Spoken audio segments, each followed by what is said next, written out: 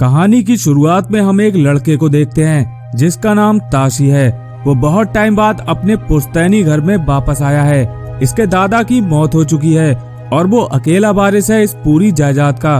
रात को ताशी एक फंक्शन में पियानो बजा रहा था, तभी उसकी मुलाकात करण नाम के एक आदमी से होती है। करण एक जाना माना पेंटर है और ताशी को देखते ही मोहित हो जाता है। ताशी अब सभी को पसंद आने लगा था और वो सभी के दिलों में बस चुका था। इसके बाद करण उसी फंक्शन में ताशी की पेंटिंग बनाने लगता है। ताशी यहाँ पर नया नया था, इसलिए वो करण के साथ हर जगह घूमने लगा और पार्टियों में भी जाने लगा। तभी एक पार्टी में उसकी मुलाकात दास्तान नाम के एक आदमी से होती है। उस दिन पहली बार ताशी ने अपनी लाइफ में सिगरेट पी थी, मगर रुक जाओ, ये तो बस एक शुरुआत थी। इसके बाद ताशी एक जगह पर खड़ा है और करण उसकी पेंटिंग बना रहा है। इसके बाद दास्तान ताशी और करण को एक जगह ले जाता है जो कि ताशी के लिए ठीक नहीं थी। यहाँ पर शराब और शराब की कोई भी कमी नहीं थी। करण को ये जगह ठीक नहीं लगी, मगर दास्तान उसे वहाँ पर डूब जाने के लिए उकसाने लगता है। ताशी भी वहाँ का नजारा देखकर मोहित हो जाता है, क्योंकि ऐसा उसने पहले कभी नहीं देखा था। अब करण अपनी जिंदगी की सबसे खूबसूरत पेंटिंग बनाकर तैयार कर लेता है। ये खूबसूरत इसलिए थी क्योंकि करण ताशी को पसंद करने लगा था। तभी दास्तान कहता है कि ये पेंटिंग खूबसूरत तो है, मगर इसमें सिर्फ एक ही कमी है कि ये हमेशा जवान रहेगी, मगर तुम नहीं।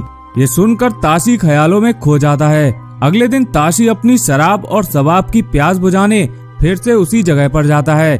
वहाँ उसे एक लड़की दिखाई देती है जो बहुत ही ज्यादा खूबसूरत थी। इन दोनों की एक छोटी सी मुलाकात काफी लंबी हो जाती है और रातें एक साथ गुजरने लगती हैं। अगले दिन ताशी करण और दास्तान के परिवार को एक खुशखबरी देता है कि वो उसी लड़की जिसका नाम लीला है उसी से शादी करने वाला है। ताशी की बात सुनकर सभी हैरान थे, क्योंकि एक खानदानी घराने में एक ऐसी नाचने वाली लड़की कैसे आ सकती है। करण इस बात पर काफी नाराज होता है, क्योंकि वो ताशी से प्यार करने लगा था। सिर्फ दास्तान ही एक ऐसा इंसान था जो लीला से मिलने को तैयार हुआ। जब ये लोग लीला से मिलने जा रहे थे तो दास्तान ताशी को बताता है कि वो बाप बनने वाला है। ये बात वो बहुत नाखुश होकर बता रहा था। इसके बाद ये लोग लीला के पास ना जाकर शराब और शबाब का मजा लेने चले जाते हैं, जहाँ ये वो सब कुछ करते हैं जिसमें आम लोगों को मजा आता है। अब ताशी देर रात को लीला से मिलने जाता है, जहाँ लीला समझ जाती है कि वो किसी के साथ सोकर आया है। वो ताशी से कहती है कि क्या इसीलिए मैंने तुमसे प्यार किया था, मगर ताशी पर इन बातों का कोई भी असर नहीं होता और वो लीला को बाकियों जैसा समझकर छोड़कर चला जाता है। अगले दिन दास्तान ताशी का उतरा चेहरा देखकर उससे कहता है कि तुम चिंता मत करो, तुम्हें फिर किसी और से प्यार हो जाएगा, तुम्हें तो बस लड़की पर हाथ रखने की देर है। रात को ताशी कुछ लड़कियों के साथ मजे करके घर पर वापस आता है। वहाँ ताशी का नौकर उसे बताता है कि तुमसे मिलने कोई आया है।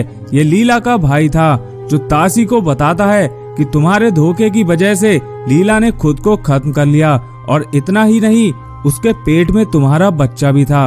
ये सुनकर ताशी बहुत दुखी होता है और उसे अपने किए पर पछतावा भी हो रहा था, मगर तभी लीला का भाई उस पर हमला कर देता है। इसके बाद पुलिस आती है और वो लीला के भाई को अपने साथ ले जाती है। तभी अचानक से ताशी की नजर अपनी पेंटिंग पर पड़ती है, जिसके हाथ में एक खरोच थी। जब वो अपने हाथ पर देखता है तो वहाँ पर कोई भी चोट का निशान नहीं था। इसके बाद पेंटिंग की आंख से एक कीड़ा निकलकर जमीन पर गिरता है, जिसे ताशी पैरों से मसल देता है। अगली सुबह करण लीला की खबर सुनकर ताशी से मिलने आता है, मगर वो देखता है कि ताशी को लीला की मौत का कोई भी अफसोस नहीं था। ताशी की जुबान पर सिर्फ दास्तान के बोल थे कि हर लड़की उसकी है। अब ताशी की हर रात शराब और शबाब में डूबने लगी थी और वो तस्वीर भी अपने असली रंग में आने लगी थी, जिसे उसने अपने कमरे से हटाकर उन्हीं अंधेरे कमरों में रख लिया था, और उस कमरे की चाबी को वो हमेशा अपने गले में पहनता था। अगले दिन करण ताशी से मिलने आता है और वो उसे अपनी बनाई पेंटिंग देखने के लिए कहता है, क्योंकि उसे वो पेंटिंग किसी प्रदर्शनी में लगानी थी, मगर ताशी इस बात को नहीं मानता। कुछ देर अनबन होने के बाद ताशी उसे वो पेंटिंग दिखाने के लिए राजी हो जाता है, मगर एक शर्त पर कि वो हमेशा उसका साथ देगा। इसके बाद जब करण उस पेंटिंग को देखता है तो कहता है, अरे बाप रे, ये क्या चीज है। उस पेंटिंग के चेहरे से कीड़े निकल रहे थे और वो पेंटिंग बहुत ही ज्यादा बदसूरत हो चुकी थी। तभी ताशी कहता है कि मैं हमेशा ही ऐसा रहूंगा, कभी बूढ़ा नहीं हो सकता, और ये सब कुछ तुम्हारी बनाई इस पेंटिंग की वजह से है। मगर करण उसका साथ देने से इनकार कर देता है और कहता है कि हमें किसी चर्च के पादरी को बुलाना चाहिए। इसके बाद ताशी को गुस्सा आ जाता है और दोनों में लड़ाई होने लगती है।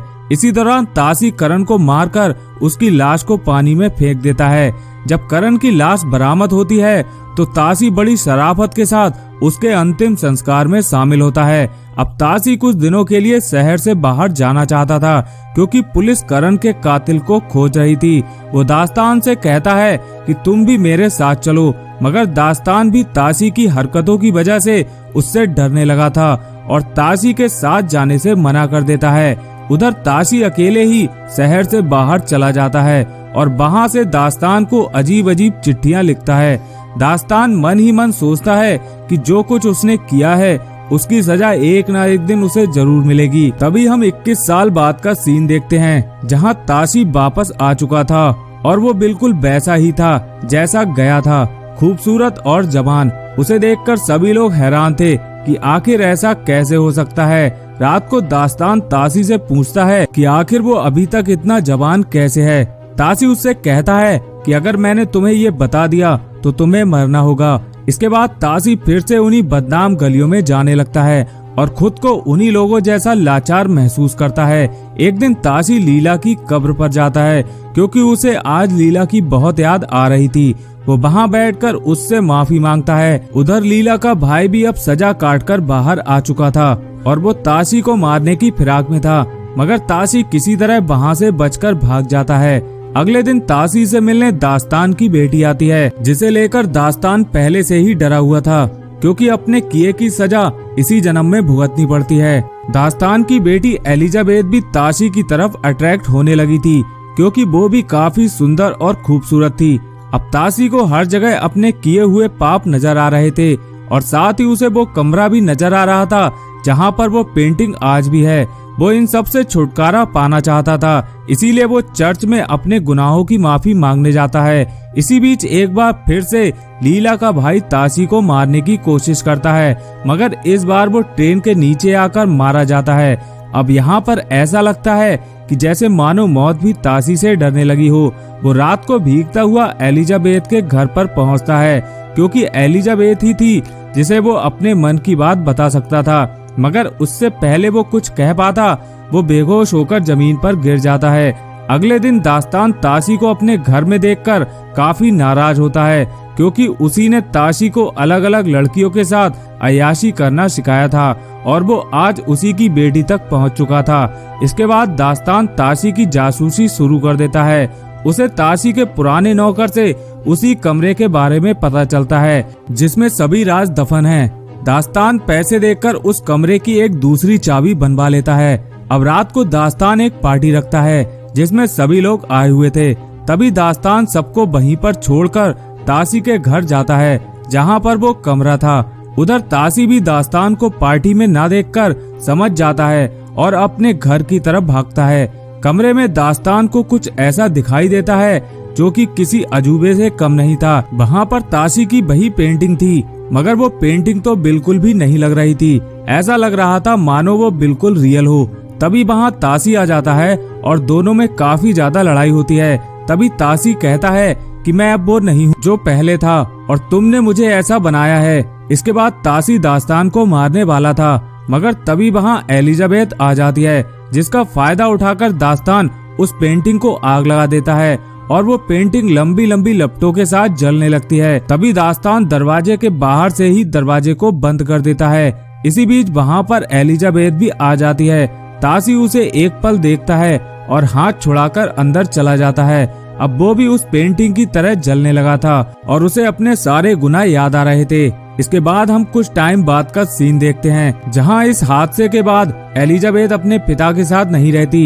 एक रात दास्तान उसी कमरे में जाता है जहां पर ताशी की वही तस्वीर थी जो करण ने बनाई थी, हूबहू वैसी ही। इस तस्वीर में आज भी ताशी की रूह कैद है और इस तरह ये कहानी यहीं पर खत्म हो जाती है। तो दोस्तों, अगर आपको ये कहानी पसंद आई हो तो इस वीडियो को एक लाइक जरूर कर देना और हाँ, जाते जाते चैनल को सब्सक्राइब करके जाना मिलते हैं नेक्स्ट वीडियो में, तब तक के लिए धन्यवाद।